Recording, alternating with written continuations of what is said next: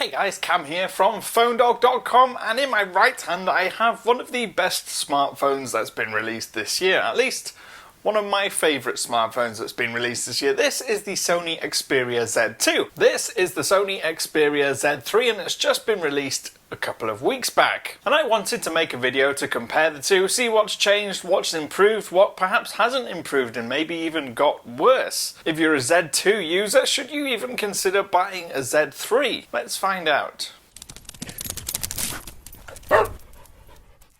Now, if you're looking just at the two different spec sheets, it may seem like nothing has changed at all. The device has the same 20.7 megapixel camera with 4K video recording. It's got the same 5.2 inch 1080 by 1920 pixel display. Both devices have a Snapdragon 801 series quad-core processor.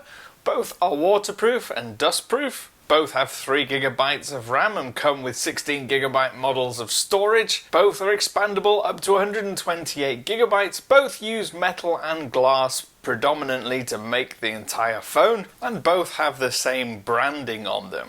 So it's clear then that in a lot of cases comparing spec sheets and numbers really doesn't do any good at all. When you hold the two devices in hand, it's clear that they are different, and the most clear difference is in design. Sony shaved about a millimeter off the thickness and 1.3 millimeters off the width, but it looks and feels much smaller, mostly thanks to the new rounded edges. Now these give it a much classier and more elegant look, but they do sort of make it a little bit more slippery, especially if you're using it one-handed. Now this elegant look is aided further by the redesigned flaps created to add waterproofing and dustproofing qualities. They're now rounded pill-shaped flaps instead of these big rectangular ones that sort of just hang off the edge of the phone. One thing I noticed as well was the new LED light. Instead of having a long bar-shaped light along the top, which I really enjoyed on the Z2, it's been replaced by a small regular round light in the top left-hand corner. The stereo speakers are there, but they're placed under smaller pill-shaped cutouts instead of long slits again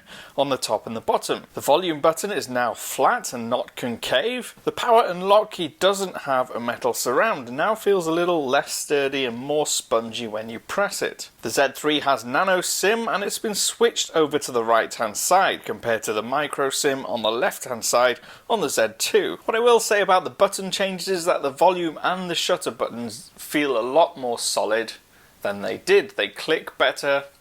A better design, they don't feel as flimsy as the Z2 ones. So despite the fact that both phones are pretty much the same size, the Z3 does feel and look like a completely different design once you get close up. And there is some change to the display technology too. Now although both have 1920 by 1080p and they both use LCD IPS panels, there's a clear difference in quality. I noticed it as soon as I powered up the Z3.